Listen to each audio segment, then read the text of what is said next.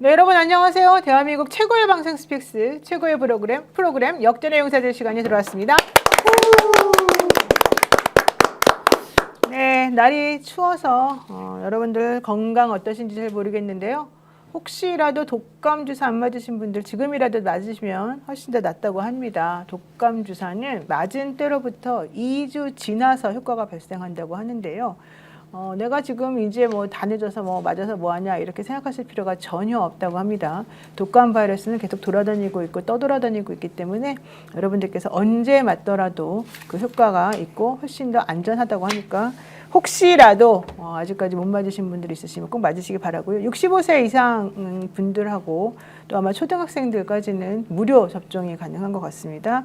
감기 조심하셔야 되니까 제가 일부러 말씀을 드린 것이고요. 오늘 또 여러분들하고 같이 뜨거운 논쟁 펼쳐주실 세 분 모시겠습니다. 김종욱 정치학 박사님 어서 오십시오. 네, 안녕하세요. 어서 오십시오. 반갑습니다. 네, 그리고 요즘 아주 곤란지경에 빠져있는 한 인물이 있습니다. 정말 열심히 살아가는 이 젊은이가 오늘 어떤 봉변을 당했다고 하는데요. 네, 어떤 봉변을 당했는지 이따가 한번 자세히 들어보도록 하겠습니다. 우리 강지호 이브뉴스 기자입니다. 어서 오십시오. 네, 안녕하세요. 어서 오세요. 네. 반갑습니다. 그리고 그냥 이해가 되든 안 되든 열심히 취재부터 하고 보는 전계환 평론가입니다. 어서 오십시오. 안녕하십니까. 반갑습니다. 김기환입니다. 지금 또 통일교에서 저한테 막, 와, 이거 뭐 온라인이라고 막 거짓말 기자라고 해가지고 뭐 아, 그래요? 왜? 저 취재를 했는데 네. 효정문화재단이라고요. 지금 이제 남양주시험서에 그 세무조사를 받고 있는 데가 있습니다. 근데 거기 말고 이제 효정 글로벌 재단이라고 하는 거 실제 통일교를 지배하고 있거든요. 효정? 예. 효정 글로벌 이제 통일재단, 효정 글로벌 재단이라고 하는 데가 자산이 이제 수조 원이고 뭐 1년에 현금만 그 은행에 적립된 게 한 4천억 정도 되는데 여기서 이제 IMF 왜 세무조사를 한 번도 하지 않았다. 세무조사 왜 하지 않느냐라고 이제 했는데 세무조사를 여러 번 받았다는 거예요. 제가 제보를 받은 쪽은 실질적인 세무조사 제대로 하지 않았다라는 것인데 어쨌든 세무조사 여러 번 받았는데 받았던 그 이제 공익재단을 왜 이제 받지 않았다고 했느냐고 하면서 막 온라인에다가 아유 욕을 막 그래 오늘 지금 배가 엄청 불러요. 욕 먹으면 배가 부르다고요. 왜냐면 혈배가 올라오고요. 소화불량이 막 생기기 때문에 그래서 참 취재가 어렵다. 왜냐하면 팩트를 100% 확인하고 우리가 보도를 하지 못하잖아요. 어쨌든 누군가의 주장이나 그걸 듣고 근거가 있다면 우선 보도를 해놓고 그 수사가 필요하면 수사기관에서 또 사실 확인을 하는데 거기에서 뭐 잘못했다고 하니까 완전히 거짓말쟁이 기자가 돼가지고 참 힘드네요. 네, 정기환 평론가가 한 얘기가 무슨 얘기냐면요. 본인이 여기저기서 통일교 관련 제보를 많이 받습니다. 이게 어제 오늘 일이 아니고 상당히 오랜 기간 동안 받아가지고 본인이 팩트체크를 열심히 해가지고 나름대로 효정재단이라고 하는 곳에서 그동안에 IMF 이후에 제대로 된 세무조사를 하지 않았다, 받지 않았다, 뭔가 이상하다 이렇게 인터뷰를 하고 방송을 내보냈더니 아니다. 너 왜 거짓말하느냐. 실질적으로 우리 세무조사 여러 번 많이 받았는데 너가 잘 모르는 거였다. 이제 이렇게 얘기를 하면서 본인이 또 괴로움을 당했다. 이런 얘기인 것이고요. 온라인으로 공격이 시작이 되어서 본인 입장에서는 매우 힘들다. 그럼에도 불구하고 열심히 하겠다. 이런 취지인 것 같습니다. 더 열심히 해야 돼요. 마지막에 이제 사실 확인은 뭐 거의 분위기가 장렬히 전사예요. 그러니까 본질은 뭐냐면 자 정상적인 운영을 하지 않았고 교인들이 또는 일본에서 냈던 이런 것들이 불법적인 정치 자금 또는 다른 용도로 쓰였다. 거기다가 워낙 대단한 로펌들 그다음에 텍스펌들 있지 않습니까? 그러니까 법률 지원 또는 세무 지원 이런 걸 받으면서 철옹성처럼 지켰다 이 사람들이. 그럼 이게 국민들의 시각으로 봤을 때 이게 공정하냐 공평하냐 불법 없느냐라는 거 따져볼 수 있는 거 아닙니까? 이걸 이제 얘기를 하지 않으니까 우리 같은 사람들이 나서서 따져보자. 불법은 책임지고 불법이 아니면 그러면 국민들이 충분히 납득할 것이니까 이런 이야기를 하는데 거기에서 이제 팩트체크에 문제가 사실 생기는 것, 뭐 저희 잘못이긴 하지만 그러나 이제 본질은 그게 아닌데 문제를 바로잡다고 하는 거를 오히려 뭔가 우리가 접근을 잘못했다는 것을 뒷걸로 삼아서 공격을 해대니까 제3자가 오면 아유 언론도 문제 이 사람도 문제 양비론으로 가버리는 거 이게 이제 굉장히 위험하다는 생각이 드는 거죠. 네, 사실 저도 통일교 제보를 여기저기서 많이 받았는데 이런 고통이 분명히 있을 것이 예상되어서 저는 방송하지 않았습니다. 근데 참 고통당하신 분에겐 죄송하지만 어제 안 그래도 제보해주신 분이 너는 왜 내 제보를 받아놓고 입을 싹 씻었냐 어쩌고저쩌고 막 혼이 났는데 그래서 제가 그랬죠. 정기한 푸는 거 하고 있기 때문에 제가 말씀 못 드렸습니다. 근데 바로 그게 이렇게 딱 나오는군요. 아이고. 참 우연의 일치인데 노변도 제법 많이 왔거든요. 역시 법률가는 달라요. 근데 기자 출신들은 그게 안 되니까 본능적으로 막 이렇게 확인도 하고 이렇게 하고 또 어떤 분은 제보를 해준 내용 자체도 약간 이제 착오 같은 게 있어서 그렇죠. 워딩 같은 게 잘못된 거죠. 그러니까 예를 들어서 김종욱인데 김종우라고 발음한다든지 그래서 사람이 바뀌어 버리는 거예요. 그거야 뭐 그거는 큰 문제 있겠습니까? 그거는 아니 그건 매우 큰 문제죠. 사람 자체가 사람이 다른 사람이 다른데. 실제 존재하는 거예요. 아니, 의도한 게 아니잖아요, 본인이. 의도할 땐 그러나 아닌데. 이제 거기에 대한 그런 거 확인들이 어딨어? 필요한데 네, 근데 이거는 구강 구조와 약간 인체적인 문제인데. 고양의 문제일 수도 있습니다. 법률적으로 단죄하면 안 되죠. 예를 들어서 제가 취재해 놓은 것 중에 하나가 예를 전재수 전 장관의 경우에 2000 이제 몇 년이고 18년도 9월 달에 부산 롯데호텔에서 하는 행사에 참석하지 않았다. 기록도 없고 아무것도 없다고 하셨습니다.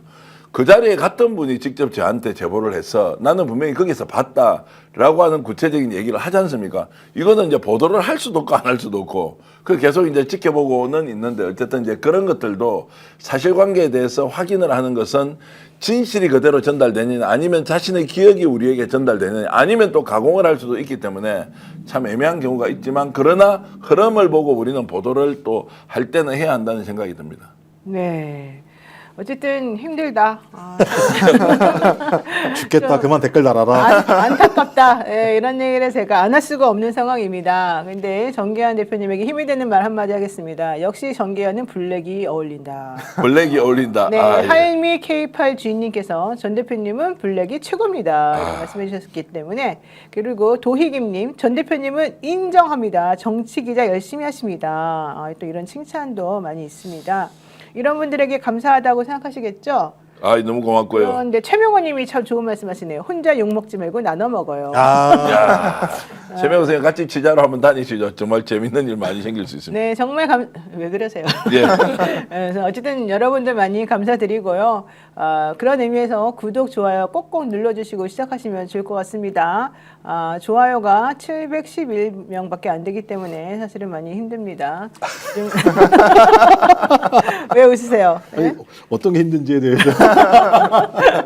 네, 요즘에 스픽스 뭐 여러 가지를 어렵다는 소리가 이미 소문났기 때문에 사실은 저런 말을 하는 게 좋으냐 안 좋으냐 이제 이런 또 얘기도 있었습니다만 그냥 솔직하게 말합니다. 정기현 대표는 여러분의 욕을 먹으면 배는 부르지만 주머니는 비어간다는 거 잊지 마시고요. 자, 오늘 첫 번째 주제 들어가겠습니다. 이거 되게 중요한 주제라서 제가 사실은 더 많이 들어오신다면 얘기하려고 조금 시간을 끌었습니다. 주제 1입니다. 16일은 안 됩니다. 절박한 윤석열인데요. 재판부 이해합니다. 이해합니다. 너무 좋았는데 그 다음부터 멘붕이 왔습니다. 자, 어떤 일이 벌어졌는지 오늘 강지호 기자가 이 재판부로 다녀왔습니다. 얘기 좀 해주시죠. 네, 이 부분에 제가 약간 사과드리고 싶은 말씀이 있는데 제가 사실 오늘 윤석열의 특수공무집행 방해가 아니라 원래 윤석열의 최혜병 수사 외압 사건 원래 다녀오려고 했습니다. 아하. 근데 그 재판이 1월 29일로 밀려가지고 듣지 못하고 왔어요. 그래서 제가 오늘 이상민 재판만 들어갔다 오고 백대현 부장 재판은 들어가지 못했습니다. 그러면 오늘은 윤석열 재판에 대해서 할 말이 없다는 건가요?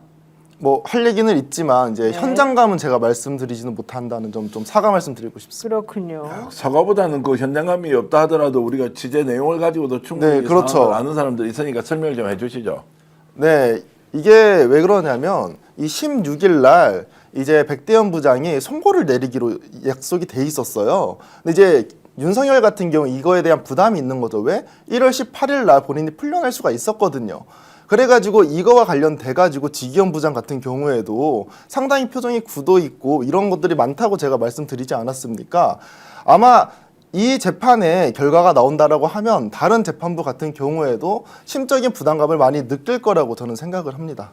네. 그래서 어쨌든 중요한 거는 1월 16일 날 재판 선고를 한다고 그러니까 윤석열 씨 측에서 매우 당황했고 아주 그냥 여러 개 장황한 말로 좀 하면 안 됩니다. 이게 원래 예정돼 있던 게 아니지 않습니까? 우리 변호사들도 모두 당황했습니다. 이제 이렇게 얘기를 했는데 백대현 부장 그러거나 말거나 단호한 모습 보였다. 이게 요점인 것 같아요. 일단 한번 들어보죠.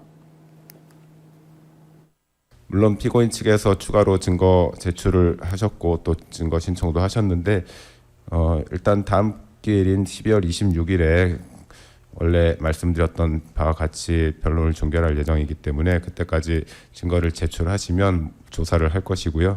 이거는 처음부터 6개월 선고라는 것이 예정에 없다가 느닷없이 지금 특검의 요청에 의해서 지난번에 이렇게 이런 결정이 내려진 거기 때문에 이거는 변호인 피고인 입장에서 보면 하나의 불이탈하고 할 수가 있습니다.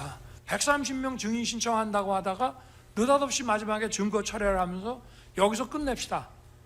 이렇게 하는 경우는 이거는 뭐 명백한 불이타가 되기 때문에 이거는 좀 재고를 한번 해주시는 것이 좀 어떨까 요청드리는 겁니다.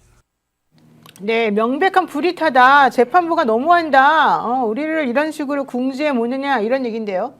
납득할 수 없고 그것은 지금까지 나와 있는 모든 증거 자료를 종합해 봤을 때 질질질 끌려가는 방식으로 갈 이유가 없다는 결론 아닙니까? 근데 저걸 실제로 변호인을 통하지 않고 본인이 허락을 맡으면 저렇게 얘기는 할 수 있는 모양이죠.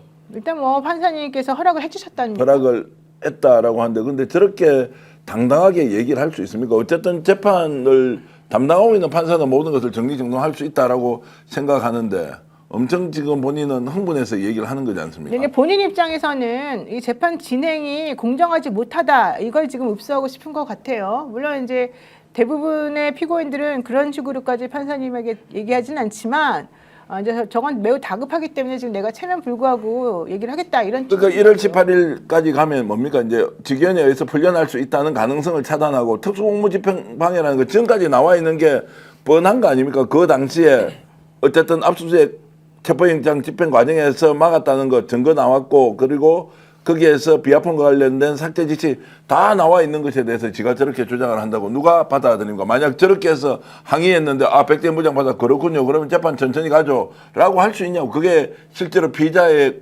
인권을 보호해준 측면 전혀 없죠. 오히려 법의 불확실성을 더 높이는 것이라면 주장을 저렇게 하지만 아무도 받아줄 사람이 없다라고 저는 생각합니다. 근데 제가 그렇게 생각했던 것 같아요, 느낌에. 왜냐하면 4번이나 얘기했다는 거잖아요. 네. 윤석열이 안 됩니다, 그거 말이 됩니까? 말씀하신 것처럼 핵심 내용은 그거죠. 예를 들면 이게 불법한 수사를 했다, 공수처가. 안 된다, 계속 주장하는 거고. 또 하나는 비상계엄은 대통령의 통치권에 해당되는 상황이기 때문에 이건 사법심사 대상이 아니다. 이 두 가지를 4번에 나눠서 계속 얘기했다는 거라고 하면 적어도 이건 굉장히 충격적이었다고 판단이 드는 거예요. 윤석열 입장에서는 큰일인데 완전히 계획이 지금 어그러지고 있는 상황인데 이런 판단을 했을 거라고 보여지는 측면들이 분명히 있고요. 전 그렇다면 이거 진짜 저희들이 의심했던 주기현 판사랑 뭐가 있는 거예요, 실제로? 지금 내용을 들어보면 그런 거잖아요. 주기현 판사의 결정을 듣고 나서 모든 것을 결정할 수 있다라고 지금 얘기하는 거잖아요.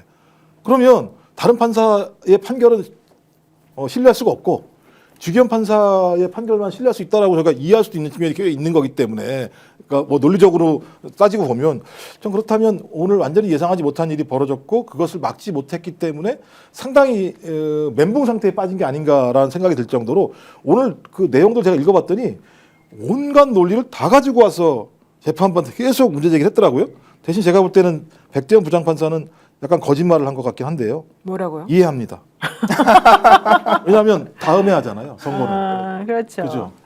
이걸 제외하고는 다 맞다. 일단 기본적으로는 피고인의 입장에서는 할 수 있는 주장이긴 하죠. 왜냐하면 나를 내란 우두머리죄로 지금 중요하게 지금 재판을 하고 있는 건데 내란 우두머리죄가 성립이 안 된다 그러면 나머지 전부 다 위법한 그런 집행이고 위법한 재판이기 때문에 전부 다 뭐 공소 기각이든 무죄가 선고돼야 되니까 제일 중요한 내란 우두머리죄가 성립되느냐 안 되느냐부터 먼저 따져야 되는 거 아니냐 이게 이제 피고인과 그 변호사들의 주장이거든요. 뭐 주장이야 해볼 수 있는 거죠. 근데 특수공무집행방해가 그거하고 관련이 있다고도 볼 수 있지만 없다고 할 수 있는 거 아니에요. 이것은 특수공무집행방해는 체포영장을 집행하는 과정에서 여기에 대해서 불법적으로 조직을 동원했다. 그 과정에서 비아폰을 비롯한 일련의 비밀 정보를 다 삭제했다. 뭐 이런 거 아닙니까? 맞아요. 바로 그래서 백대현 재판부가 관계없다. 어차피 당신이 하는 말이 무슨 말인지 이해하지만 그 주장은 안 맞는다. 네. 왜냐하면 우리들이 지금 재판하는 내용은 내란 우두머리죄가 성립됐느냐 안 됐느냐를 보고 하는 게 아니다.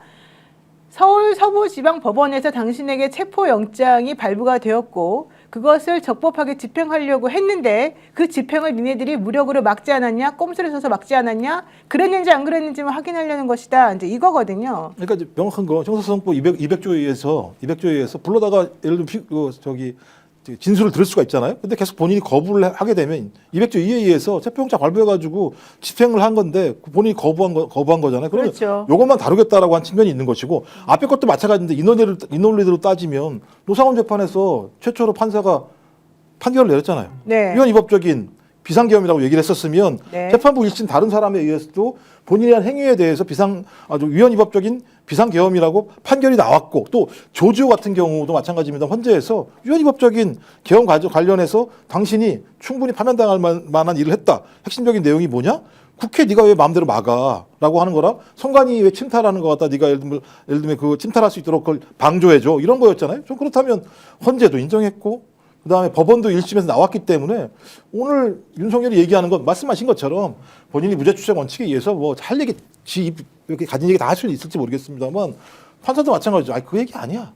나는 내가 알아서 특검법에 따라서 6개월 내에 하기로 했기 때문에 나는 법을 따라야 되니까라고 얘기했기 때문에 제가 볼 때는 뭐 윤석열은 나름대로 이제 계획을 가지고 저렇게 했겠죠. 그런데 내용을 한번 보십시오. 본인은 이게 이제 불이타라는 용어 사실 잘 모르는 단어인데 어쨌든 이게 이제 불의의 습격을 당했다라는 걸로 얘기를 하면서 계속 항변을 하는데 자, 이상민 오늘 다른 재판 때문에 못 나왔죠. 두 번째 최상목은 오늘 휴대폰이 아예 연락 자체가 안 됩니다.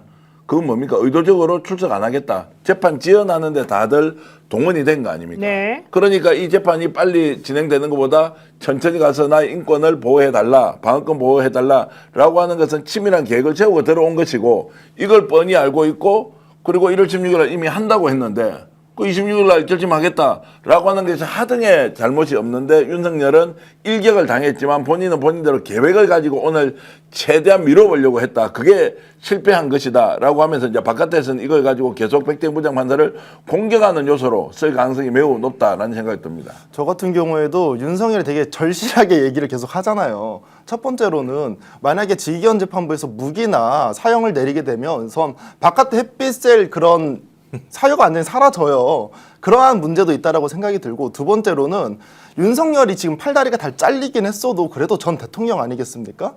그래서 만약에 나오면 구체적으로 뭔가의 계획이 있었는데 나오면 어떤 걸 실행을 하려고 그거에 대한 계획이 다 무산이 되었기 때문에 더 절박하게 지금 이런 식으로 백대현 부장한테 따지고 들어간다라고 생각을 합니다. 일단 대통령이었던 자가 뭐 저렇게 비루하게 하냐 안 하냐 이제 두 번째 문제고 백대현 부장이 1월 16일에 선고한다고 하면서 들은 이유가 정말 저는 아주 메시지가 명확했다고 봅니다. 당신은 7월 16일 날 기소가 되었습니다. 그리고 특검법에 따르면 기소된 때로부터 6개월 안에 선고하도록 되어 있습니다. 그 선고 날짜는 6개월 계산해 보니까 1월 16일입니다. 보세요. 7월 16일이었으니까 8, 9, 10, 11, 12, 1이니까 딱 1월 16일이잖아요.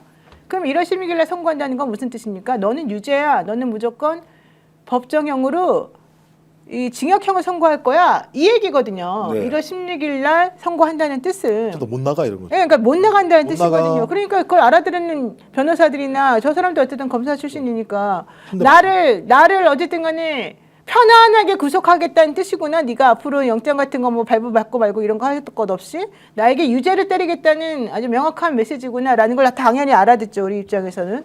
그러면 저렇게 사실은 이제 난리를 칠 수밖에 없는 구조인데 저기 불이타라고 하는 거는 사법시험 볼 때 전혀 예상하지 못했던 그런 문제가 나와서 우리가 불의의 습격을 당했다 해서 불이타 얻어맞았다 이제 이렇게 얘기할 때 보통 불이타라고 해요. 그러니까 옛날 사람이라 이제 저런 표현을 쓰는 건데 그 불이타라고 하는 게 사실은 말이 안 되는 게 이미 특검법이 그 발의돼가지고 6개월 안에 선고하라라고 하는 벌써부터 나왔던 얘기이기 때문에 당연히 그걸 예상했었어야 됩니다. 근데 그거를 불이타라고 하는 것 자체는 좀 말이 안 되는 거죠. 자, 어쨌든 중요한 거 윤석열은 이제 본인이 앞으로 절대 햇빛을 보지 못하는 절대 바깥으로 못 나오는 사람이라는 걸 이제 드디어 깨달은 거죠. 이제 드디어 이제 내 인생이 끝났구나는 이제 드디어 이제 현타가 온 겁니다. 제가 봤을 때는. 근데 또 하나의 브리타요? 네. 영어 같기도 하고 뭐 브리타가 또 하나가 있잖아요. 이제 남아 있는 게 김영희 의원 조만간 이제 결정되잖아요. 일반적 이적죄로 구속 연장될지 안 될지 23일 날 하잖아요. 윤석열 같은 경우도 구속 신문 같은 경우. 제가 볼 때는 김영희 의원 뭐 오늘이나 내일이나 모레 뭐 다음 주 내 결정이 나면 김영희 의원이 구속 연장이 되면 윤석열도 구속 연장되는 거 아니에요? 상식적으로? 아니 안 될 수가 있어요? 우두머리는 연장이 안 되면 말이 안 되는 거잖아요. 네. 또 제2의 주기현이지 그게 따지고 보면. 네. 어제는 중요한 건 누가 보더라도 법조인들이든 누구든 하물며 지기현 부장마저도 제가 봤을 때는 윤석열에게 무기징역 이하로 선고할 가능성은 없어 보이고 이제 드디어 이제 현실 파악이 좀 된 것이다 저 사람은. 왜냐하면 그 동안에 이제 혼자서 막 행복한 미래를 꿈꾸었을 가능성이 높은데 게다가 지금 민주당에서 사면 절대 금지 내란 외환의 죄를 저지른 사람은 사면 시키지 않겠다 이런 또 법도 지금 발의하고 그러니까 이제 정말 이제 정신을 차리게 된 게 아닌가 생각이 좀 들어요. 좀 어떻습니까? 다녀본 바로는. 제 생각에도 우선 지기현 부장이라든지 다른 재판관들이 이제 윤석열 쪽이나 김영희 쪽이 유리하게 지금 하고 있는 거 아니야 이런 생각을 사실 많이 했었거든요. 그랬죠. 근데 지금은 상황이 완전히 달라졌다라고 생각을 합니다. 왜 그러냐면 이진관 부장도 제대로 된 이제 판단을 내렸었고 백대원 부장도 이제 조만간 판단을 내릴 것이고 노상원 재판도 이 내란에 대해 가지고 위헌 위법적 판단이 나왔었거든요. 저는 그래서 지기현이 상당히 고심하고 있을 것이다라고 생각이 들어요. 왜 그러냐면 그 이전에 있었던 그 판단을 내린 재판관들은 이미 윤석열 유죄라고 생각을 하고 선고를 내린 거고 이제 지기현은 이제 선택할 시간이 왔거든요. 원래 국민의힘이 정권을 잡았다라고 하면 어떤 형식으로든 봐주기식으로 했으면 되는데 지금은 사실상 상황 자체가 윤석열 봐줄 수 없는 상황 아니겠습니까? 그래서 저는 이 지기현 재판부가 노영희 변호사님 말씀처럼 무기 이하는 아무리 지기현이라도 줄 수 없다라고 생각을 합니다. 아, 여기 재밌는데요. 왜 갑자기 댓글에 불이타 정수기가 왜 나오나 했더니 불의타를 불이타라고 여러분들이 듣고서 불이타 정수기 이렇게 약간 좀 재미있게 또 말씀을 해주시네요. 불이타 정수기.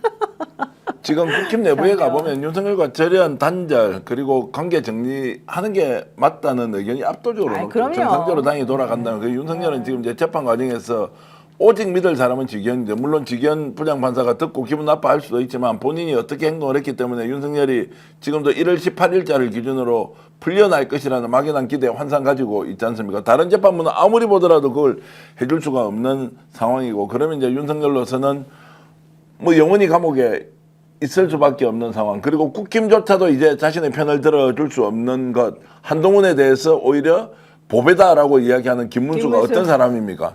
이렇게 많이 이제 관계가 정리되고 있는 상황이기 때문에 윤석열로서는 결국 절망적인 순간이라고 생각했지만 국민들은 당연한 당신이 그렇게 되어야만 하는 그 역사적 수순을 그대로 밟고 있다라고 생각할 겁니다. 네, 국힘도 좀 고민을 해봐야 될 것 같아요. 지금 최근 상황을 보면 뭐 그런 측면의 흐름도 분명히 있습니다만 또 반대 흐름도 있어요. 지금 얘기가 나오는 게 장동혁 같은 경우 1월달에 소위 그 재판 과정에서 윤석열이 무죄로 되는 시점을 가지고 뭘 하겠다는 얘기들을 했다라고 하는 전원들이 막 돌아다니잖아요. 그 다음에 어떻게 김민수라는 사람을 갖다가 국민소통위원장이 앉히고 장해찬 같은 경우는 대표적으로 윤석열, 김건희를 대변하는 사람인데 여의도 연구원 부원장을 시킨다라는 게 무슨 의미인지 잘 모르겠어요. 그래서 이게 말씀하신 것처럼 국민의힘에 많은 사람들이 떠나갑니다만 떠나갈 때 제가 볼 때 다 떠나가는 게 아니라 한동훈과 친한계를 날려보내고 TK, PK 지역에 있는 토거들 같은 경우는 장동혁과 일정하게 타협을 보면서 자기의 지분을 나누는 방식으로 갈 수도 있는 측면이 분명히 있기 때문에 잔불은 충분히 남아있다는 생각이 들긴 해요. 그런데 지금 분위기가 매우 안 좋습니다. 제가 윤석열 씨에게 매우 불리한 여러 가지 상황들만 좀 간단하게 말씀을 드리면 우선 장동혁 대표도 지금은 많이 돌아섰습니다. 어차피 자기 위치도 지금 정확하지 않기 때문에 나 좀 있으면 쫓겨날 수도 있어 이런 생각 때문에 지금 마음을 조금 바꿔먹고 말도 조금 달리하는 걸로 제가 지금 알고 있고요. 그리고 김민수와 장해찬은 나 죽기 전에 너네들은 일단 이 자리에 앉혀놓고 가마 이제 이런 성질이 조금 더 센 것 같고요. 그 다음에 2호회라고 해가지고 김문수 전 장관과 한동훈 전 대표가 만난 바로 그 이제 국민의힘의 그 조직도 현실적으로는 친윤계파였다고 우리가 알고 있는데 거기에서 지금 한동훈을 왜 부릅니까? 그래서 둘이 만나가지고 장동혁 배척 적에 적은 우리의 친구야 동지야 이러면서 지금 자기네들끼리 서로 칭찬하고 난리가 나지 않았습니까? 이 분위기 매우 안 좋고 또 정말 윤석열에게 안 좋은 거는 지기현 부장의 재판 스타일이 완전히 달라졌다는 겁니다. 지기현 부장 뭐 자신의 속내를 조금씩 여기저기 비추는 것은 물론이고 이제는 그 윤석열이나 김용현 변호사들이 하는 행동에 존경합니다. 맞습니다. 라고 하면서도 실질적으로는 계속해서 불이익적인 행동을 많이 해주고 있습니다. 게다가 김용현 측의 변호사인 이하상 등등이 나 지난번에 감치 재판 받은 거 억울합니다라고 해가지고 이의를 제기했으나 법원에서 무슨 이의야, 너네들은 감치 받아도 싸라고 해서 결정을 내려줘 버린 게 또 분명히 있었었고요. 물론 오늘 우리 강지호 기자가 재판에 갔다가 불이탈을 또 맞아가지고 많은 사람들로부터 고통을 좀 당하긴 했습니다만 지금 그분들도 이게 지금 심상치가 않다라고 생각하는 것으로 지금 보여지기도 합니다. 게다가 대법원을 지금 믿고 있었거든요. 사실은 윤석열 씨 측에서. 근데 대법원은 더 이상 믿을 수 없게 됐습니다. 왜? 내란 전면 재판부 관련해서 얘기 만들어가지고 우리가 위헌이라고 주장하더니 얘기 만들어가지고 우리가 해결해줄게. 이런 얘기를 지금 하고 있는 중이기도 하고요. 그래서 민주당의 법사위에서 만든 그 안과 실제 대법원에서 행동하는 것이 사실 이제 거의 같아지기 때문에 더 이상 이제 기댈 곳이 없어졌다는 게 사실은 윤석열 씨 입장에서는 정말 마음을 불안하게 만드는 그런 요소인 것 같습니다. 그 사실상 브리타를 맞은 거는 윤석열이 아니라 제가 브리타를 맞았죠. 이게 왜 그러냐면 오늘 제가 이상민 내란 재판에 다녀왔습니다. 근데 오전에 약 30분 정도는 그 이상민의 보석과 관련된 재판이 되었기 때문에 비공개로 진행됐어요. 네. 제가 거기에 앉아 있었는데 제일 구석에 앉아 있었습니다. 근데 이제 이하상 변호사가 있었고 거기 주변에 지지자들 함께 얘기를 나누고 있는 상황이었어요. 그러니까 이제 당시에 막 기자들을 막 욕을 하더라고요. 막 불리하게 기사를 쓴다고. 근데 갑자기 제 스픽스에 나온 애다 이러는 거예요. 그러면서 아니 쟤 어디다 대고 김용현이라고 말을 해 장관님한테 싸가지 없이 어머. 한국인으로 태어났으면 똑바로 해라 국적 바꿔라 너 얼굴 내가 다 봤다 야 쟤 부끄러워서 아무 말도 못하잖아 이런 얘기를 합니다. 근데 웃긴 점은 뭐냐면 제 앞에 바로 앞에서 하는 것이 아니라 특검한테도 이런 식으로 욕을 하거든요. 멀리 떨어져 있어요. 근데 지칭은 난 줄 알아. 근데 계속 들리게 욕을 하는 거죠. 근데 제가 왜 안 맞섰냐? 만약에 제가 거기서 같이 맞서서 싸웠다라고 하면 재판 제가 들어가서 들을 수 있겠습니까? 그래서 그냥 저는 듣고만 있었습니다. 누군지 특정할 수 있어요? 그렇게 욕하던 사람은? 누군지 알고 있습니다. 누군지 알고 몇 살 정도 됐고 남성 여성? 여성분이었고 한 30대, 20대 후반에서 30대 사이의 여성분 두 분이었습니다. 오늘 이상민 재판정에 참석한 강지호 기자를 향해서 방청객에서 쟤 어제 스픽스에서 봤어. 그렇죠. 어떻게 얼굴 들고 다닐래? 나 네 얼굴 다 알아. 이렇게 했다는 거죠? 예, 근데 이제 한편으로는 저는 좀 즐거웠습니다. 나도 조금 이제 유명해졌구나. 아유, 알아봐 주셔서 감사합니다. 와. 근데 걔들은 왜 반말을 하는 거예요? 김영현한테 반말하지 말라 그러면서 웃긴 포인트는 있습니다. 저한테도 반말했지만 본인들은 보니까 제명이 이러더라고요. 왜 현직 대통령한테는 제명이 그러면서 제가 김영현한테 김영현이라는 게 잽니까? 좀 너무하다라는 생각이 듭니다. 근데 그 사람들은 항상 이렇게 방청하러 들어오는 사람들이에요. 네, 보니까 뭐 유튜브도 하시는 것 같더라고 제가 확인을 해 보니까 그거 하니까 왔겠죠. 아마 만약에 저랑 시비 붙어서 싸우면 그분들한테 좋은 일이 아닐까요? 그래서 저는 그냥 웃으면서 기쁜 마음으로 넘겼습니다. 진짜 마음이 넓으시네. 방청객들이 몇 명 정도 됐습니까? 오늘은 우선 증인으로서 김용현이 왔기 때문에 김용현 지지자들이 온 겁니다. 그래서 한 방청객들은 약 15명에서 20명 정도 왔었고 김용현 같은 경우에는 모든 진술을 거부하겠다고 얘기를 했기 때문에 바로 재판관이 그럼 할 필요 없다 가라라고 해서 바로 나갔거든요. 그러니까 우르륵 다 같이 나갔습니다. 근데 그 시점에 막 욕을 할 때 다른 사람들의 반응은 어땠어요? 욕을 막 하고 있을 때 다들 쳐다보고 얼굴이 빨개지고 그렇게 하지 않았나요? 막 뭐 울그락불그락 하면서 막 맞설 마음도 생기고 그냥 일방적으로 당하고 이렇게는 있지 않았을 거 아니에요? 일방적으로 당하고 있었습니다. 왜 그러냐면 제가 쳐다보면서 시비를 걸면 분명히 저한테 다가와가지고 뭐라고 하지 않을까라는 우려가 있었고요. 굳이 제가 그분들과 싸워서 얻을 것이 없다라는 생각 때문에 그냥 속으로는 좀 속상하긴 하지만 뭐 듣고 있었습니다. 네. 현명합니다. 예. 정말 현명하네요. 루비 S3I님, 그구들이 지호님을 재판장에서 슬슬 건드리라고 하는군요. 이랬고요. 헐러걸어서님, 어머나 놀라셨겠습니다. 애써주셔서 고맙습니다. 감사합니다. 9274님, 전 국민이 12.3 불이탈을 맞았는데 뭐요? 이런 얘기도 하셨고요. 강 기자 괜찮나요? 힘내세요. 조한유님, 스픽스가 유명하긴 하네요. 근데 왜 재판관은 가만히 있나요? 뭐 이런 얘기도 하셨고. 그러니까 왜 그렇게 이야기하는데도 판사는 그냥 있습니까? 이게 여러분들 약간 판사님은 안 오해가 들릴 것 있을 수 같은데? 있는데 재판 정에서 그런 게 아니라 비공개 재판이었잖아요. 예. 바깥에 앉아 있었습니다. 그 앉을 자리가 있어요. 예. 그러니까 그 사이에 저한테 뭐라고 하신 거죠. 비공개 재판이니까 바깥에서 이제 저는 방청객들이 못 들어가고 앉아 있는 그 위치에 있으니까 저쪽에서 막 이제 강조 기자에 대해서 이렇게 저렇게 이제 욕을 했다. 예. 근데 이제 더 민망한 건 제 바로 옆에 이상민 가족들이 계셨거든요. 그러니까 더 민망하더라고요. 이 사람은 이상민에 대해서 좋게 얘기 안 할 확률이 매우 높은데 제 바로 옆에 계셔가지고 약간 그거는 부담스러웠습니다. 가족들은 부인으로 보이는 분도 있던가요? 아마 제 생각에 딸 아니면 부인, 좀 나이대가 좀 애매한 것 같아요. 예, 예. 확실하긴 모르겠습니다. 강지호 기자가 체격이 되게 크고요. 키도 되게 큽니다. 오늘 그 강지호 기자에게 약간 언성을 높이신 그분들 강지호 기자 화나면 무섭습니다. 오늘 오히려 다행이라고 생각하시는 게 맞겠습니다. 저도 옆에 있으면 벌벌 떱니다. 이제.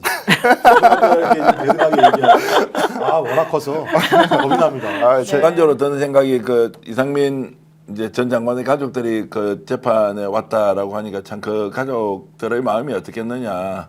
남편이 뭐 윤석열에게 속았던, 남편이 주도했던, 참 인간적으로 생각하면 왜 그 짓을 벌여가지고 이 난리를 치고 감옥에 들어가면 나오겠습니까? 10년, 20년 살 거 아니에요. 이게 뭐냐고. 그 내란이라는 거 아니에요. 윤석열이라는 자가 정말로 국민들을 상대로 저렇게 했지만 옆에 있는 소위 말하는 참모들, 측근들 다 죽여놓고 지는 뻔뻔하게 그 재판 1월 16일 하면 안 된다고 선고, 그따위 소리를 4번이나 하면서 지 살겠다고 직연히 풀어줄 걸 기대하는 식으로 하는 자한테 얼마나 많은 국민들이 당했느냐. 이상민 책임도 져야 하지만 그 가족들 이야기 하니까 좀 책임지심 이런 마음은 좀 드네요. 사실 뭐 윤석열과 김건희를 아는 사람들은요, 아휴 내가 미쳤지, 내가 왜 얘네랑 친하게 지내가지고 이 고통을 당하나, 내가 진짜 바보였다, 이런 얘기들 다 한답니다. 취재해 보셨죠? 아니 저는 뭐 많이 듣고 있죠. 그나마 접근 안 하고 뭔가 이권 사업에 개입 안 한 게 천만다행이라는 이야기. 그 시점에 뭔가 연결이 돼가지고 그때는 뭐 라인을 잡으려고 해도 검진하고 몇 명이서 다 하고 있었고 국힘 내부에도 A 씨, B 씨. 그중에 이제 윤한홍 같은 경우에는 엄청난 실체 중에 실체였는데 지금은 아예 뭐라고 해야 됩니까? 뭐 배신했죠 사실은. 뭐 배신이라고 해야 되는지 아니면 이제 본인이 진실을 고백하는지 모르지만 이제 그런 거를 따져보면 연결됐던 사람은 다 죽고 연결됐던 사람은 다 죽고 그렇지 않은 사람은 살아남아 있는지 이런 현실을 매일 목격하고 있는 거죠. 그렇죠. 사실 그 당시에는 내가 좀만 더 쟤랑 선이 닿으면 좋겠다고 했던 사람들도 가슴을 쓰러진다는 게 사실은 다 정설이거든요. 우리가 솔직히 그 당시에 제대로 판단만 했었으면 대한민국 이따위로 만들지 않았을 텐데 본인들이 정말 반성하셔야 되고요. 지금이라도 3년만 그 사람이 권세를 잡았다는 것에 감사하는 게 맞겠다 이런 생각이 듭니다. 가끔 그런 말씀도 맞습니다만 이철우 경북지사 같은 경우 이상한 얘기 하잖아요. 계엄에 반대하는 거 선거를 모르는 사람이다. 자기는 한 번도 안 졌대잖아요 선거에. 저는 여전히 PK 지역도 마찬가지입니다만 계엄 이런 걸 다 떠나서 나에게 정치적으로 유리하면 계엄도 활용할 수, 그러니까 내란도 활용할 수 있다는 생각이 굉장히 강하기 때문에 저는 이 문제와 관련해서는 좀 저희가 좀 굉장히 높은 어떤 수준에서 그것들을 간제하지 않으면 안 된다라는 생각도 가지고 있어야 될 것 같아요. 맞습니다. 자, 어제 김용현 전 국방부 장관의 내란 중요인물 종사 혐의 재판에서도 난리가 났었는데요. 특검의 신문사항을 놓고 특검과 변호인단 간의 긴 공방이 이어졌습니다. 변호인단은 왜 기밀에 해당하는 내용을 신문상에 집어넣고 공개적으로 하느냐 이제 이런 얘기를 했고요. 특검은 공소장 내용이 돼 있는데 무슨 햇소리냐 이러면서 서로 간에 지금 공방이 세게 오갔습니다. 그러니까 김 전 장관의 변호인 이하성 변호사가 특검을 보고 얼마나 무식한 소리를 하는 것인지 정말 황당하다 이런 취지의 대답을 하면서 특검 사과해라 이런 얘기도 했고요. 직위원 부장이 왜 그러세요? 무슨 사과예요? 이제 이런 얘기를 했는데 거기에 그 김지미 변호사라는 사람이 이런 얘기도 했답니다. 나보고 여자 변호사라고 불렀던 것에 대해서도 뭐라 불러야 되는 거예요? 몰라요. 앞에 성을 빼라 그냥 변호사라고 그래라. 자기 이름을 안 부르고 왜 여자 변호사라고 불렀냐? 지금 이 취지였던 것 같죠? 예, 그러면서 또 난리를 쳤다는 거예요. 그러니까 직위원 부장판사가 김용현 전 장관의 변호인단을 보고 오늘은 왜 또 조용하신가 했습니다. 이런 말을 한마디 날렸다는데요. 되게 충격인데요. 그러니까 이제 직위원도 지금 이제 사태 파악을 한다라고 할 수도 있고 저렇게 하는 행위에 대해서 한두 번도 아니고 10번씩 저렇게 계속 하지 않습니까? 어떻게 했습니까? 아무리 본인이 누구 편을 들고 싶은 재판을 한다 하더라도 그 모멸감 이루 말할 수가 없을 것 같은데요. 변호인단이 나와가지고 김용현 편들면서 윤석열 편들면서 말 그대로 비꼬기를 저렇게 나는 잘하는 사람 처음 봤습니다. 맞아요. 어떻게 저렇게 믿게 말을 해요? 골라서. 네. 그게 오히려 자신들은 그걸 얻기 위한 포인트인지 몰라도 그런 방식으로 하는 것에 대해서 이제 직위원도 지금 뭐 더 이상 참을 수가 없는 상황이고. 근데 직위원 입장에선 되게 짜증날 것 같아요. 왜 그러냐면 이제 제가 생각을 해봤거든. 직위원 입장에서 직위원은 나름대로 이 윤석열 쪽으로 선택을 초반에 한 겁니다. 근데 지금 상황 돌아가는 거 보니까 자기한테 불리하잖아요. 저는 사실 다음에 대통령도 이제 민주당 쪽에서 대통령이 될 확률이 매우 높다라고 지금 생각을 하거든요. 만약에 조의대 1년 6개월 이후에 대법원장을 선출을 하면 약 7년 정도는 진보 쪽에 이 대법원장이 될 거란 말이에요. 그렇다라고 하면 직위원의 입지 자체가 매우 축소되기 때문에 그런 점도 상당히 짜증나는 점이 있을 거라고 저는 생각을 합니다. 일단 직위원 판사 스스로가 만든 판이기 때문에 그 판에서 자기가 예를 들면 시간이 지나면 헤드 넘어간다라고 하는 얘기는 말이 안 되는 얘기인 거죠. 그러니까 적어도 재판정이라고 하는 것이 매우 예를 들면 법률적으로 엄격해야 되는 것이고 그 잣대 자체가 엄격하지 않았을 때 판결이나 소송 절차 과정에서 많은 사람들이 신뢰하지 못하니까 재판정이 혼탁스러워지는 거는데 본인이 만들어낸 거이고 가장 중요하게는 어떻게 그 탈옥을 시키냐고요.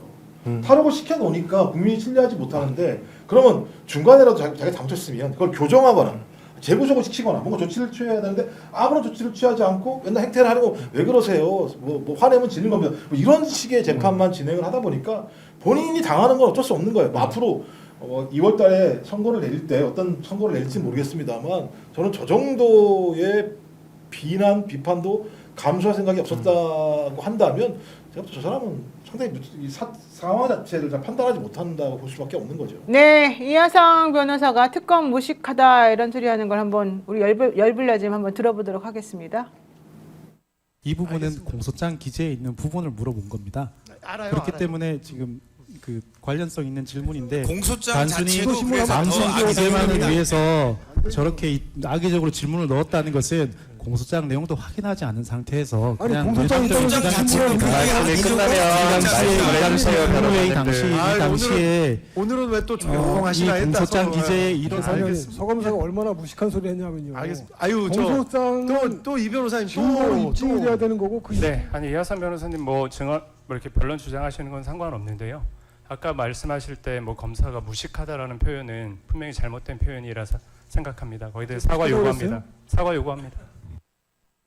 이렇게 막 사과 요구하니까 야 너도 나한테 여자 변호사라 그랬잖아 뭐 이런 얘기도 나왔다는 저는 안 들어가봐서 잘 모릅니다만 그런 얘기가 있습니다. 실제로 이거 이후에 이런 얘기도 하면 유승수 변호사가 아니 형사 절차에 대해서 기본적 이해가 없다라고 나한테 하지 않았냐 우리한테 그러니까 너네도 사과를 해라라고도 진짜 기빨릴 것 같아요. 약간 네. 그 유치원 애기들이나 초등학교 애기들이 야 너도 나한테 사과해 하면서 막 싸우잖아요. 네. 약간 이런 수준의 지금 지휘를 하고 있는 것 같다라는 생각이 많이 듭니다. 진짜 이런 건 좀 그만했으면 좋겠어요. 그러니까 이게 코미디로 치닫고 있는데 마지막 결론이 어떻게 되느냐. 직위원에 대한 기대하는 마음 뭐 10%, 기대 안 하는 거 90%, 또 어떻게 위험한 결론을 내리지 않겠냐는 우려도 있는 게 사실인데 재판의 내용을 보면 저게 내란 사건의 내란 수괴에 대한 뭔가 구체적인 증거를 가지고 따지는 국가의 중대 사하지 않습니까?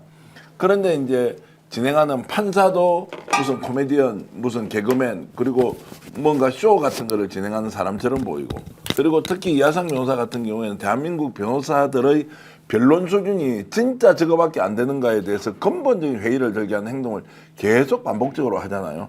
야, 이게 뭐냐. 그러니까 사법부의 건의라는 것이 재판부의 건의뿐만이 아니라 대한민국의 법률가들의 건의를 다 저렇게 깡그리 지금 무시하고 떨어뜨리는 행위를 하고 있어서 이게 최종적으로 결론이 난 뒤에 저 사람들은 어떤 이야기를 하면서 세상 사람들을 만날 것이냐, 정말로 극우극단으로 치우쳐져 있는 아주 특이한 사람으로 진짜 살 것이냐, 아니면 우리가 생각한 대로 정상적으로 돌아와서 뭔가 정상적인 토론이나 논쟁을 하는 대상은 되겠느냐, 이런 생각까지 저는 듭니다. 네, 사실은 좀 부끄러운 일이 많이 벌어지고 있습니다. 변호사의 직업을 가지고서 재판정을 저렇게 망가뜨리고 정말로 난장판으로 만들고 장터처럼 시끄럽게 만드는 저런 상황에 대해서는 많은 변호사들이 분노하고 있다는 걸 이 기회에 들어서 제가 말씀드리겠습니다. 핵심적으로 저게 공개 재판을 한 이유가 그런 거잖아요. 저 내란을 일으켜서 실질적으로 피해를 볼 수 있었던 사람들이 국민이기 때문에 그 사건들의 내용이 어떤 것인지 재판정에서 명확하게 공개적으로 들어서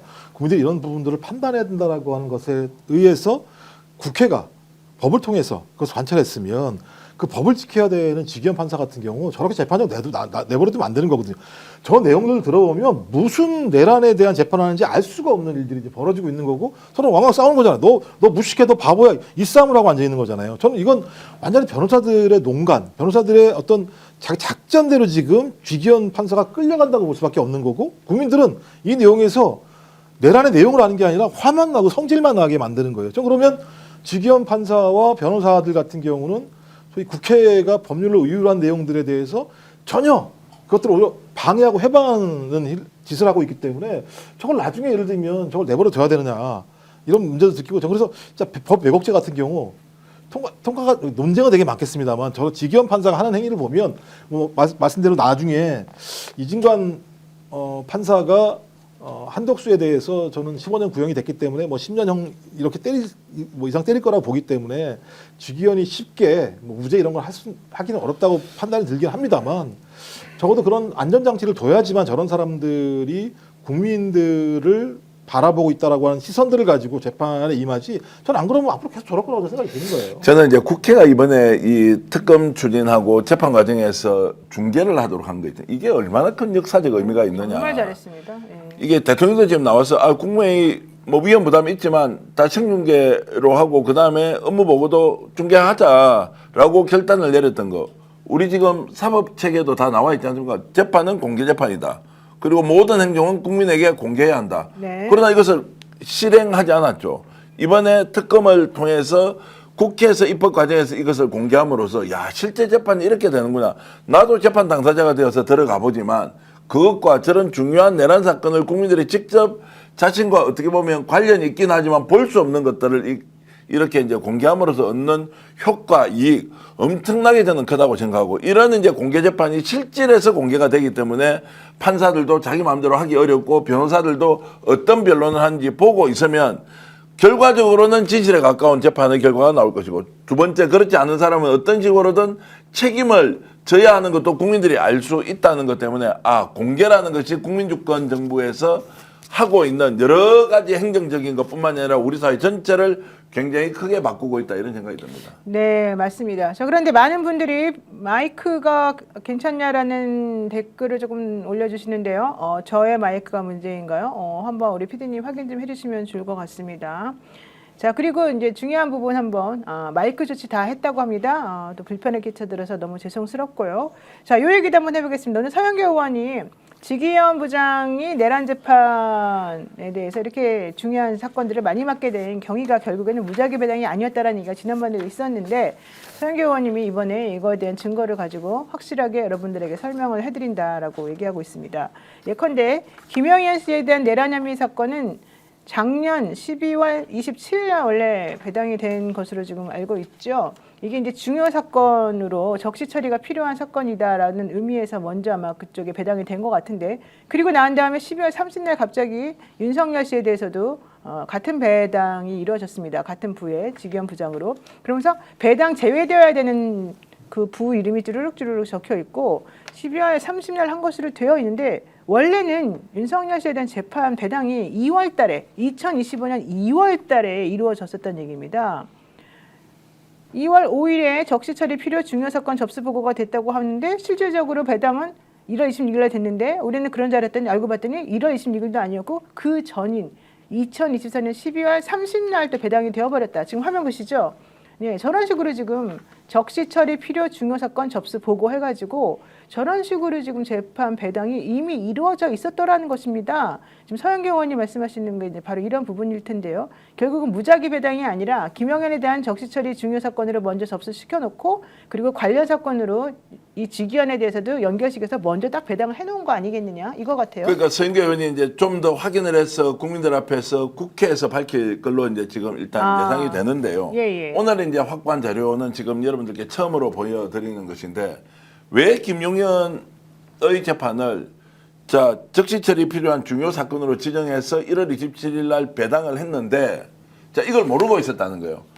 김용현 사건 어떻게 배당되느냐라고 하니까 이제 쉽게 얘기하면 추첨을 통해서 뺑뺑이 돌린다고 하지 않습니까? 그렇게 해서 16개 재판부 중에서 5개 재판부를 제외하고 11개 재판부 중에서 원래 의도적으로 지기현한테 배당한 것이 아니라 이렇게 이제 배당을 추첨제 방식으로 해보니까 돼 있었다라고 얘기를 했는데 이게 12월 30일자로 이렇게 이제 배당이 된 것은 추첨에 의해서 배당이 되었다라고 했는데 자료를 이것저것 다 확인을 해보니까 아예 마음을 먹고 김용현 재판은 12월 27일 날 의도적으로 지기현한테 배당을 해놨더라 라는 이제 사실을 지금 밝혀낸 것인데 이 부분에 대해서는 이 자료의 신빙성과 관련해서 계속 이제 질문과 답변을 받아야 하는 것이고요. 그것이 이제 나오면 구체적으로 확인되는데 이 말의 결론은 뭐냐? 처음부터 지기현이 윤석열과 김용현의 재판을 하도록 아예 마음을 먹고 있었고 이것을 대상이 되느냐 아니냐. 그러니까 즉시 처리 필요 중요 사건이냐 아니냐에 대해서 기준이 애매모호한 상태에서 의도적으로 직위원한테 다 몰아줬다라고 하는 것은 직위원이 결국에는 어떤 의도를 가지고 봐주기 재판을 하라고 한 거 아니냐라는 문제이기 때문에 문제 제기이기 때문에 이제 이 부분은 반드시 밝혀야 한다 이렇게 지금 이제 주장하고 있는 겁니다. 네. 사실 이제 그 얘기는 최경영 씨도 자기 방송에서도 얘기를 한 바가 예, 있었고 또 다른 그 탐사 보도 기자들도 확인을 사실은 한 바가 있었습니다. 근데 이제 서영교 의원이 국회의원 중에서는 아마 최초로 이것을 정확하게 자료를 받아서 이제 거꾸로 이제 확인을 한 거죠. 예, 예. 그랬더니 김영현 씨에 대해서 먼저 이제 재판이 이제 시작이 되었기 때문에 먼저 김영현 씨에 대해서 의도적으로 김영현 재판은 지기현 부장 재판부로 먼저 배당을 해놓은 것 같아요. 이게 바로 중요 사건 그리고 적시 처리, 즉 빨리 제대로 된 판단이 필요한 그런 재판이다라는 의미에서 그런 사건에 대해서는 또 예규상으로 원래 좀 배당할 수 있는 그게 있었던 것 같아요. 그렇게 해놓고 그냥 이제 관련해서 중요한 내란 재판이니까 관련 사건들이지 않습니까? 그러다 보니까 그 다음에 기소가 된 윤석열에 대해서도 관련 사건을 묶어가지고 그 재판부에 배당이 된 겁니다. 그러다가 이제 한두 개가 아니고 여러 개가 되게 많이 몰리다 보니까 이제 나머지는 이제 마치 뺑뺑이 돌리는 것처럼 해가지고 결국 이렇게 됐고 실제적으로는 뭐 성매매 재판부는 이런 데까지 배당이 되면 안 된다라고 해서 그런 것들은 좀 뺐고 이제 그래가지고 결국엔 나중에 직위원 부장이 아닌 뭐 이진관 부장이라든가 백대원 부장이라든가 이런 분들에게까지 배당이 이제 가면서 이제 진실이 점점 밝혀지게 되고 이 문제가 되는 이 재판 배당 시스템에 대해서 이제 우리가 알게 되었다 이 얘기인 것 같습니다. 그러니까 이제 직위원으로 재판을 몰아서 이 사건을 어떤 식으로 의도를 가지고 결론을 내자라는 것은 피할 수가 없는 거고요. 그렇죠. 거기에 대해서 아무리 설명한다 하더라도 그러면은 예규나 규칙에 의해서 제대로 했느냐 안 했느냐 이게 설명이 계속 꼬이는 거예요. 그렇죠. 자, 뺑뺑이 돌렸다고 했는데 아니고 그냥 아예 배당을 해버렸네라는 게 나오는데 제대로 설명을 못하고 그러니까 이제 변명을 만들어서 계속 가다 보니까 결국 이것도 저것도 아니고 마지막 나오는 말은 이거밖에 없습니다. 위헌 시비가 있습니다. 이거 하면 안 됩니다. 그런데 지금 내란 전담 재판부 또 만든다고 하니까 예규를 가지고 오는데 예규도 지금 문제점이 상당히 많다. 결국엔 또 지정해서 특정인한테 맡길 수 있는 것 아니냐. 여기에 대한 내부 규칙도 정해놓지 않은 상태에서 내란 전담 재판부 한다니까 입법권을 무시하고 위헌 논란하면서 자기들이 또 지금 여기에 대해서 예규를 가지고 이제 전담 재판부를 만든다. 뭐 이렇게 하면서 굉장한 혼선을 주고 우리도 이 내용을 설명하면서도 야 뭐가 뭔지 모르겠다. 결론 뭐냐. 사법부는 자기들 하고 싶은 대로 이야기하고 논리를 가져와서 변명하고 그 과정에서 문제가 있다라고 계속 주장하면 위헌이다라는 걸로 이제 결론을 내버린 이런 이제 악순환을 반복하고 있다라고 볼 수 그러니까 제가 볼 때 이거는 딱 두 가지를 확인하겠네요. 그러니까 말씀하신 적시처리 필요 중요 사건으로 12월 27일 날 김용현을 지정을 했을 때 왜 직위원을 선택했는가 이거겠죠 핵심적으로는. 네. 여기 나와 있으니까 12월 27일 날. 근데 이걸 일반 사건으로 바꿨다는 거죠. 30일 날 보면요. 여기 보면 구속 일반 형사 합의 사건이라고 돼 있잖아요. 네. 그럼 11개 재판부를 돌렸는데 하필이면 지정했던 직위원 재판부가 여기서 우연스럽게 무작위 배당을 해가지고 됐다. 이게 말이 되는가? 이 두 가지에 대해서 설명을 해야 되는 거죠. 그럼 맨 앞이 왜 직위원이야? 뭐 식품 뭐 이런 거잖아요. 경제 이런 거잖아요. 왜 직위원을 여기다 배당한 거야? 이거 배당한 사유를 설명해야 되는 것이고. 근데 왜 갑자기 또 이거 갖다가 적시 처리했다가 일반 형사 사건 종류로 바꾼 거야? 그리고 무작위 배당했다는 거다 니네들이. 근데 하필 이게 또 11개 재판부 중에 하필이면 직위원 재판부야? 이 두 가지 설명해봐. 이렇게 좀 저희가 물어보고 거기에 답을 하지 않게 된다면 뭔가 큰 조희대 대법원장을 비롯한 법원행정처가 농간을 부렸다고 볼 수도 있는 거죠. 이분과 관련해서. 그러니까 지금 이제 내란 전담 재판부와 관련해서 지금 뭐 보수 언론, 진보 언론 할 거 없이 이제 이만해라, 그만해라. 지금 대법원에서 알아서 한다니까 좀 기다려주지라고 하는 것에 대해서 우리 국민들의 일반 정서가 어떻게 했느냐. 전담 재판부를 만든다고 해서 이만큼 물러섰는데 전담 재판부를 안 만들고 또 여기에서 예규를 통해서 자기 마음대로 할 수 있는 것을 허용할 것이나 저는 절대로 그래서는 안 된다. 내란 전담 재판부 어떤 식으로 만들어서 1심이 끝나면 항소심부부터 넘어가야 된다라고 이제 생각을 하는데 여기에 대한 이제 논란들이 다시 시작되면서 마치 입법기관이 본인들이 가지고 있는 권한을 행사하는데 이것이 사법권 침해다라고 하는 이제 논란에 대해서도 우리가 일단락 정리를 해놓을 필요가 있다라는 말씀도 드립니다. 그러니까 2024년 12월 27일 날 사건 번호 2024 고합 1522 내란 중요 임무 종사 등이라고 하는 이 사건명으로 김용현 피고인에 대해서 담당 재판부가 25형사부 재판장 판사 직위원으로 배당이 됩니다. 자, 그런데 여기는 뭐 다른 배당 이것이 저거 말고요. 아까 저걸 보여주세요. 저기서 네, 여러분들이 맞습니다. 보셔야 될 건 왼쪽에 있는 2024 1227 노란색으로 되어 있는 그 밑에 있는 내용인데요. 그걸 제가 조금 읽어드리게 되면 여기 보면은 비고라고 되어 있고 밑에 등록 취지라고 되어 있습니다. 지금 좀 글씨가 작아서 여러분들한테는 아마 안 보일 텐데요. 적시 처리 필요 중요 사건 지정이라고 하는 빨강색으로 된 글씨가 가려져 있는 바로 왼쪽에 그 부분인데 제가 읽어드릴게요.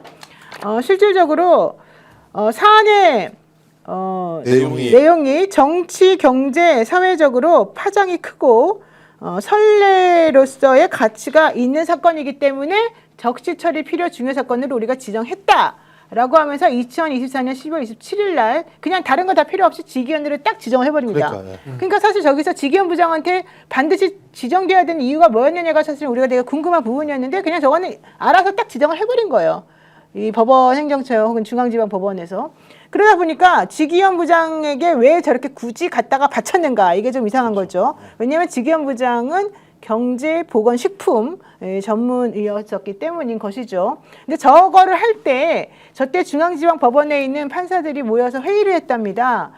저런 중요한 내란 사건의 경우에는 성매매 사건을 맡는 판사들이 맡는 거는 좀 사회적으로 좀 웃기다. 그러니까 우리가 그쪽 재판부는 빼자라고 해가지고 중앙에 있는 합의부, 형사 합의부 사건 맡는 재판부 중에서 성매매 사건 재판부를 먼저 다 뺐답니다. 그리고 나머지 재판부 중에서 직위원 부장을 콕 찍어가지고 김영현 사건을 맡겼다는 것이고 그 맡기는 이유 중에 하나가 바로 뭐 사회적으로 파장이 크고 선례로서의 가치가 있기 때문이다라고 했는데 알고 봤더니 그렇다 하더라도 굳이 그게 직위원이 될 필요가 있겠느냐. 이제 이런 얘기가 사실 그동안에 많이 있었죠. 그런데도 마치 법원에서는 무작위 배당이었던 것처럼 거짓말로 사실은 우리들을 약간 기만했던 부분이 있는 것이고 그 부분에 대해서 확인을 하기 위해서 많은 국회에서 또 그리고 기자들이 이제 확인을 해봤더니 결국은 이런 식의 결론이 이제 나온 거지요. 무작위 배당을 했는데 직위원이 자 배당 판사가 되었다라고 계속 설명했는데 그렇죠. 그동안 알고 그랬죠. 보니까 27일 날 이미 무작위가 아니라 지정 배당이 된 지정으로 거죠. 아예 지정 배당을 해놨더라는 거예요. 예, 그리고 이렇게 할 수 있었던 거는 사실 예규가 있었기 때문입니다. 그렇죠. 대법원 예규에 중요 사건 적시 처리가 필요한 사건에 대해서는 지정 배당할 수 있다라고 하는 예규가 있었다는 겁니다. 그렇다면 그동안에 우리가 내란 전담 재판부를 만들어야 된다고 했을 때 법원에서 무작위 배당이 안 됐기 때문에 그건 말도 안 된다라고 주장했던 것이 사실 다 거짓말이라는 거죠. 이미 그들은 예규로서 지정 배당할 수 있게끔 다 만들어 놨었던 것이고 우리는 저렇게 직위원 부장에게 지정 배당이 돼야 되는 이유를 모른 채 그냥 계속해서 그 노름을 보고 있었다는 거 아니겠습니까? 사실상 27일 날 이게 지금 저기 뭐죠 서울고법에서 얘기하고 있는 얘기랑 똑같은 내용이에요. 따지고 그래요, 보면. 맞아요. 전혀 변한 게 없어요. 그럼 네. 이것대로라면 또 다른 직위원을 갖다가 거기다 박을 수 있다는 거예요. 지금에 있는 예규로 하게 된다면. 그러니까 제가 볼 때는 돌고 도는 거예요. 그냥 쳇바퀴처럼 아무 의미도 없이 그냥 보면. 결국 그 사람이 이중관 부장 판사나 백대현 부장 판사, 우인성 부장 판사가 아닌 직위원이기 때문에 생기는 문제인데 이것은 사법 시스템상 어쩔 수 없는 무작위 추출 방식으로 선정되었다라고 하는 그 논리가 새빨간 거짓말이고 아무리 변명하더라도 이것을 받아들일 국민은 없다. 본인들도 설명을 제대로 하지 못하는 것이다. 그런데 뭐 끝까지 이걸 가지고 그렇지 않다라고 주장하는데 바로 이걸 받아서는 언론들은 어떻게 합니까? 또 공방을 하는 것처럼 하니까 오히려 그 논쟁에서 자기들은 피해갈 틈이 사법부가 다시 생기는 이런 상황이라고 볼 수 있습니다. 저도 이 배당과 관련돼서 제 내표 시절이긴 한데 12년 27일 날 적시를 한 다음에 이거 논란 터질 것 같아. 그러니까 저 랜덤으로 돌렸다라고 생각을 하거든요. 근데 전 여기서 궁금한 점은 이미 직위원을 적시를 했는데 과연 30일 날 랜덤으로 돌렸겠느냐.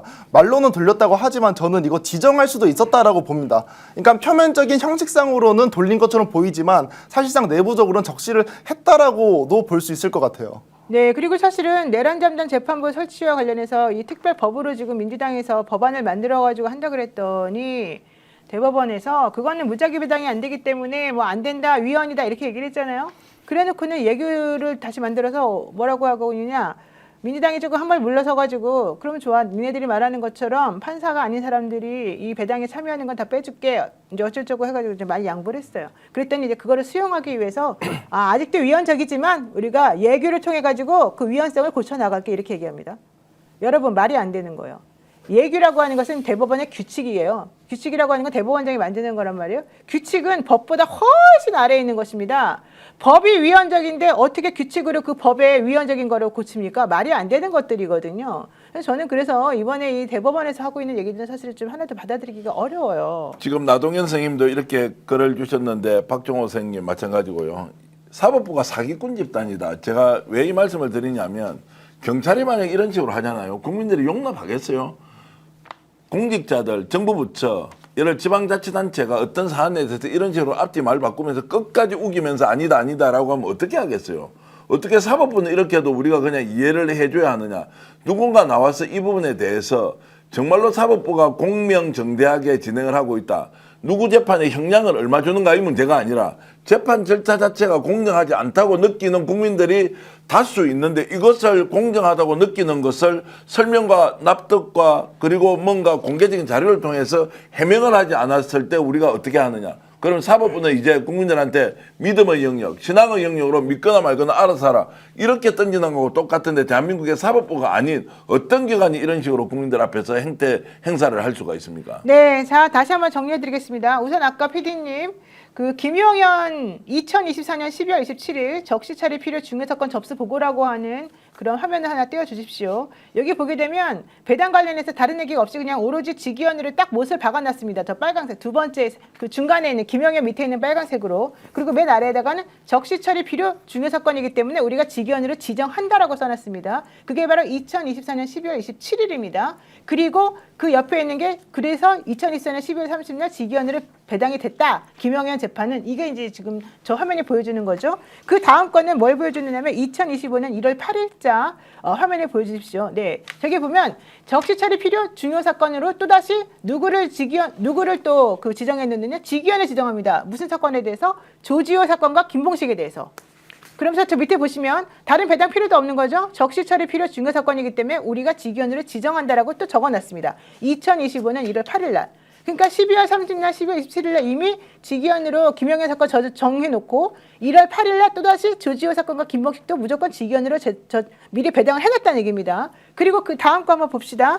2025년 1월 26일자 지금 화면에 보이죠? 윤석열 사건이 나타납니다. 그러니까 또 역시 저것도 직위원으로 배당을 해놓습니다. 적시처리 필요 중요 사건이기 때문이라면서. 자, 그러면서 제일 처음에 보여줬던 그 배당 결과라고 하는 그 큰 글씨로 된 거 보겠습니다. 여기 보면은 배당 사유, 배제, 뭐 어쩌고 저쩌고 쭉 나오죠? 그러면서 비고가 있습니다. 비고. 저기 재판부는 제25 형사부로 자기네가 미리 정해놨다라고 하고 맨 아래쪽에다가는 업무 부담 불균형과 연고 관계 등을 고려했다. 연고 관계 등등 다 고려해가지고 이 직위원 부장으로 우리는 김용현을 했고 그 나머지도 전부 다 연결된 것들이라고 해서 관련 사건들을 다 직위원으로 몰아줬다. 이게 사실은 저 배당의 핵심이거든요. 저 얘기는 무작위 배당은 절대 아니었다라고 하는 것이고 그래서 그동안에 우리들에게 법원 행정처가 얘기했던 것은 다 거짓말이었다라는 것을 알 수 있는 것입니다. 제가 이걸 과도하게 좀 추정해서 연결을 하면 12월 4일 날 당정대가 모이잖아요. 네. 모여서 얘기하는 게 뭐냐면 윤석열은 죄가 없어. 죄가 누구한테 있느냐? 김용현과 사령관들, 그다음에 경찰들에게 죄가 있다라고 그쪽으로 모든 것을 몰아가자라고 하는 것이 그날의 핵심적인 내용이잖아요. 지금 직위원이 맡은 재판이 다 그 사람들이에요. 그러니까 윤석열의 죄가 없고 김용현과 사령관들, 그다음에 경찰청장, 서울지방경찰청장 이 사람들에게 죄를 몰고 가자라는 얘기가 나왔으면 저는 이게 일관된 맥락들로 쭉 가고 있다라고 보여지는 거예요. 그러니까 이게 아주 우연하게 딱딱 이게 맞았다라고 얘기하기에는 저는 매우 기획된 방식의 사법 카르텔이 작동하지 않고서는 이렇게 되게 어렸을 거라는 생각이 드는 거예요. 맞습니다. 제가 좀 긴 추정입니다만. 네. 자, 어쨌든 우리 대한민국 국민들이 제일 똑똑하다. 이건 확실한 것 같아요. 우리는 이제 정말 하나만 보면은 딱 열을 아는 그런 상황이 돼버렸는데요. 정말 앞으로는 이런 식의 꼼수가 더 이상 통하지 않았으면 좋겠고요. 오늘 정부 부처 업무보고, 검찰, 법무부 업무보고가 있었는데요. 와, 검찰청이 매우 겸손해졌다라고 한 얘기가 있습니다. 이전과는 다른 대통령 업무 보고 분위기였다라고 하는 것인데요. 이재명 대통령이 초코파이 절도 왜 또 항소했느냐, 니네 그렇게 자꾸 이런 거 남발하면 안 되겠느냐, 경미범죄에 대한 공소권 남용하지 말아라, 이런 얘기도 했었고요. 여기에 대해서 구자현 검찰총장 직무대행이 경미한 부분에 대해서는 우리가 지침을 마련하겠습니다라고 얘기했습니다.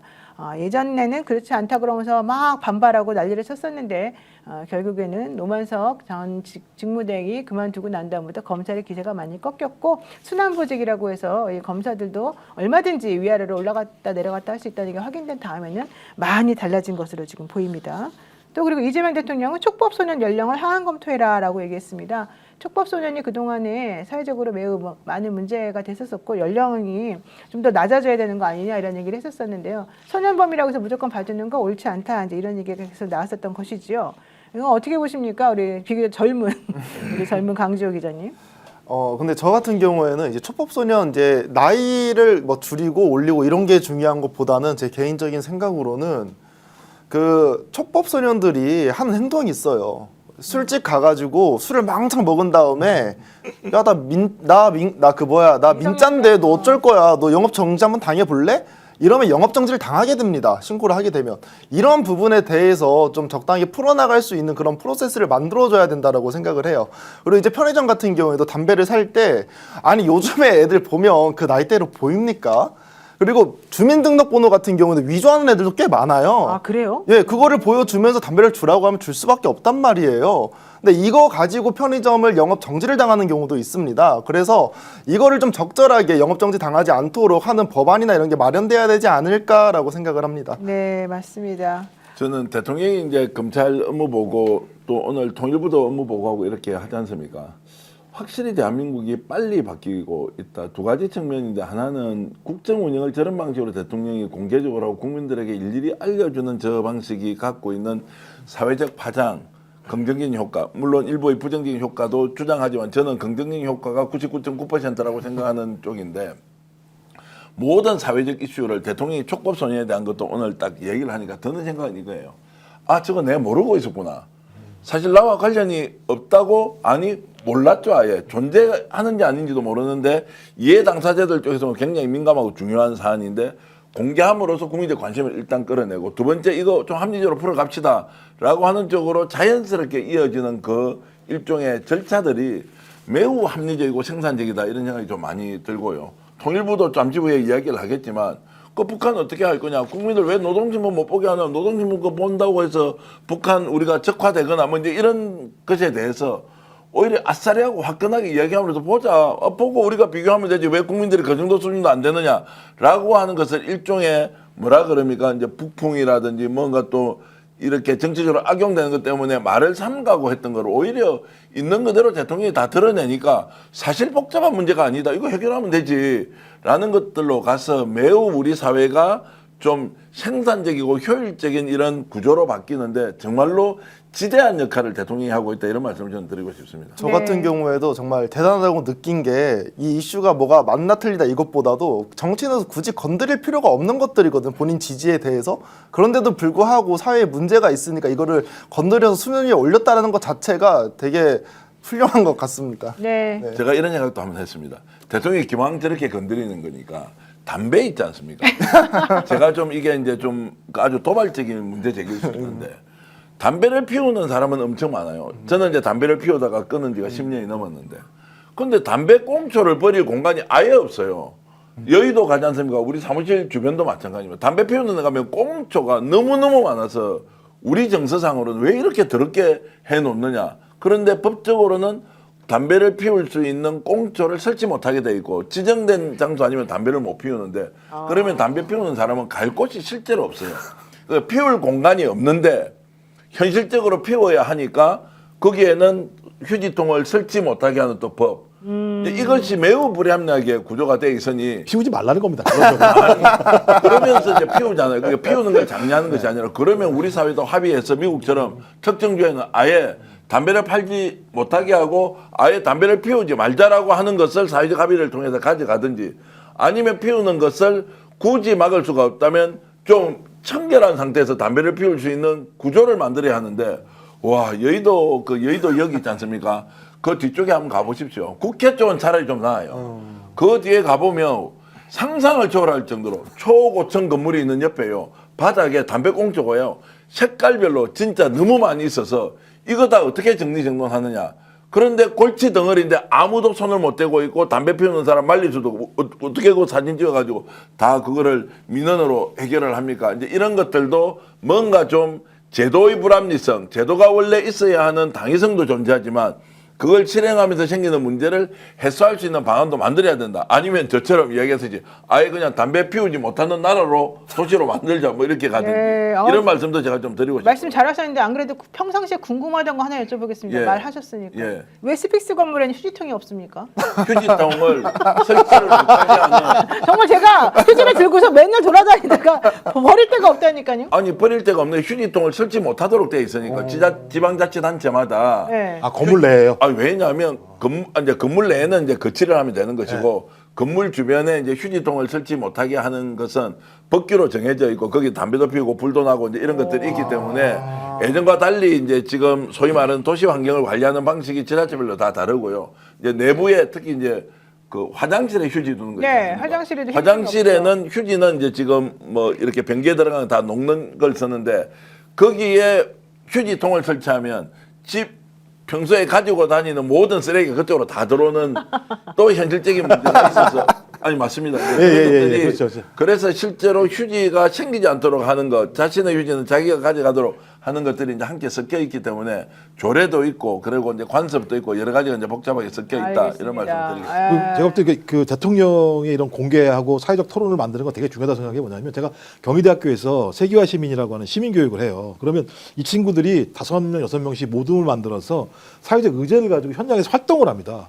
그래서 많이 느껴요.